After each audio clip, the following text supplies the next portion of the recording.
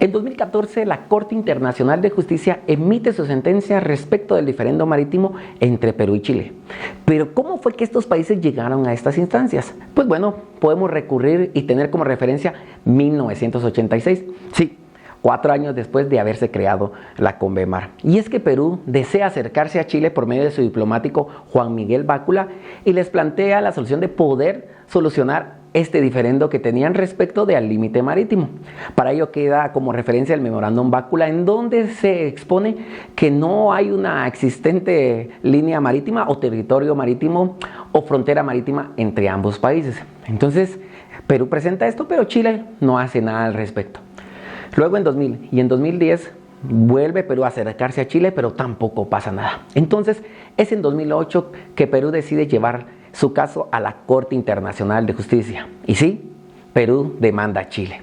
Hay que tener presente que ambos países eran parte de la ONU, por ende estaban bajo la jurisdicción de la Corte Internacional de Justicia.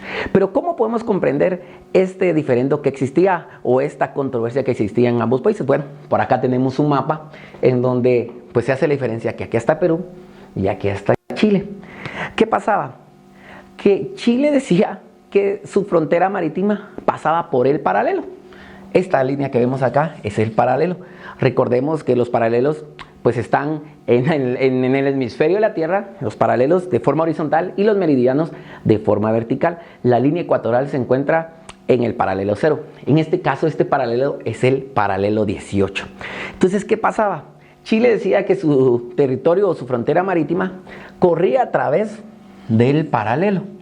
Y además de eso, Chile reclamaba sus 200 millas náuticas. Eso significa que entonces el territorio marítimo de Chile se extendía a 200 millas náuticas, incluso hasta alta mar. Pero ¿qué pasaba?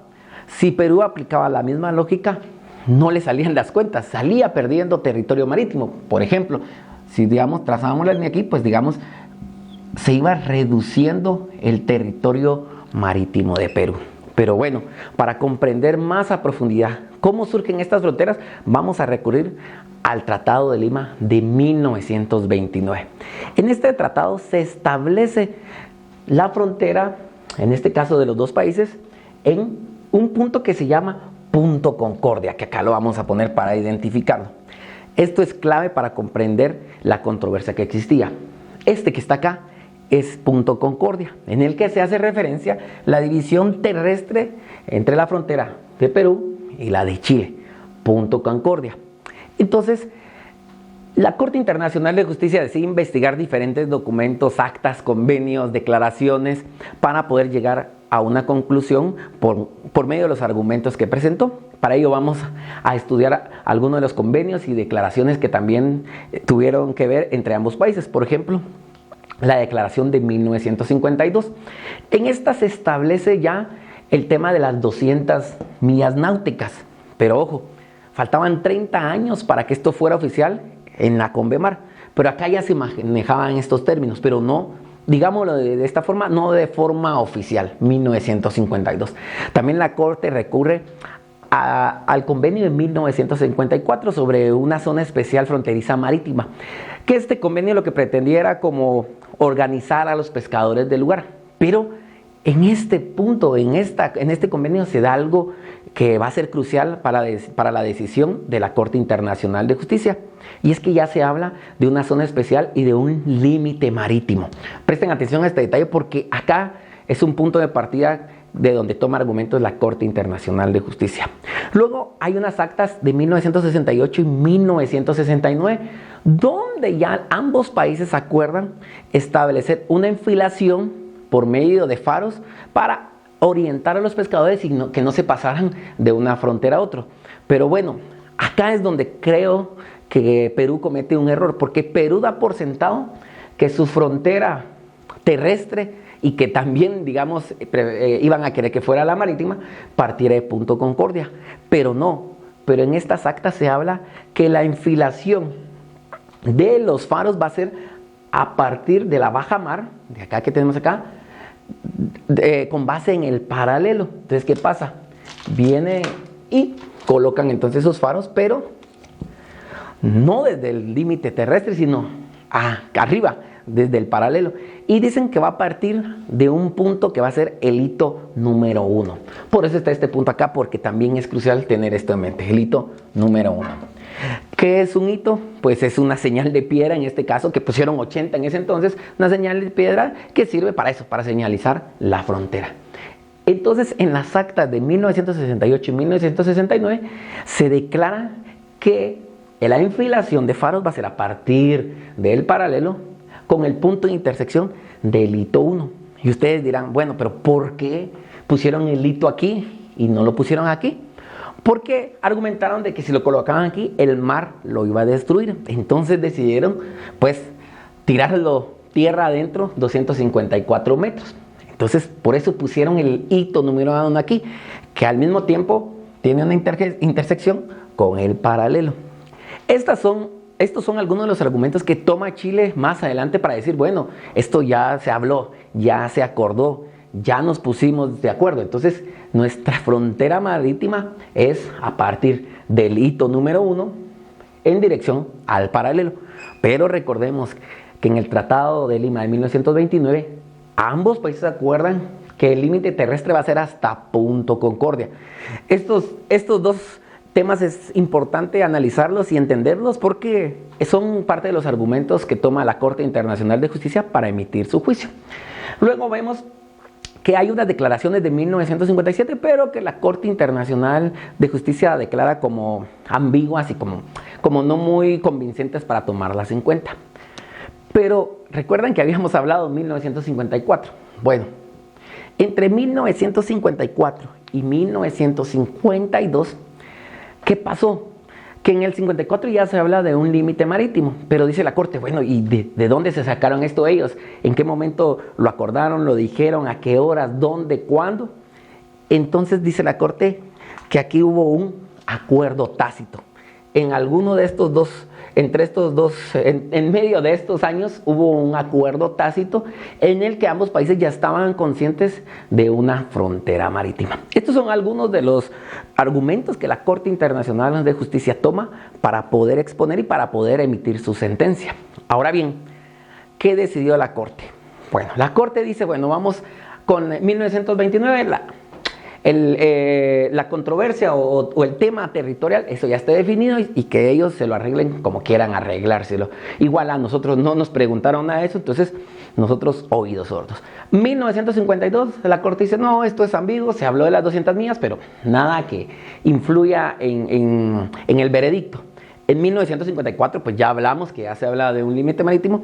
1968 y 1969, pues esto es clave para entender que ambos países estaban de acuerdo que había un límite que podría comenzar por el paralelo con intersección en el hito número 1. Entonces, viene la Corte y se basa en el artículo 36 del Estatuto de la Corte Internacional de Justicia, en donde se habla de la equidad. Ex aequo et bono. Entonces dice, bueno, vamos a ser equitativos y entonces vamos a darle a cada uno la mitad que se corresponde. ¿Por qué?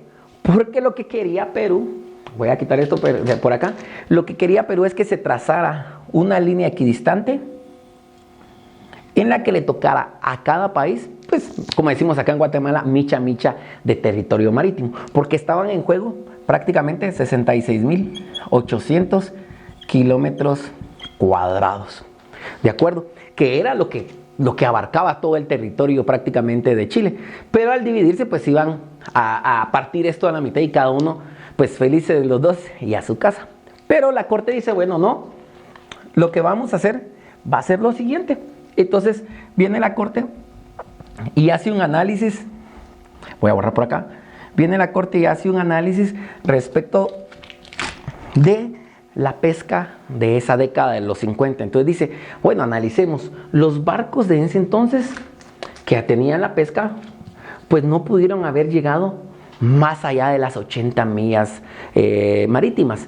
Entonces, bueno, como ellos ya acordaron su límite marítimo, démosle a cada uno mitad y mitad. Entonces viene la Corte y parte del paralelo, porque esto sí ya lo acordaron los países, parte del paralelo y le da 80 millas adentro, con base en el paralelo. Luego dice, voy a mover esto por acá, bueno, a partir del punto A al punto B, démosle la línea equidistante, la que ambos piden. Entonces le dan la línea equidistante. Y luego dan un punto C que es con el objetivo de cuadrar o de sincronizar la frontera marítima con la frontera terrestre. ¿Qué pasa?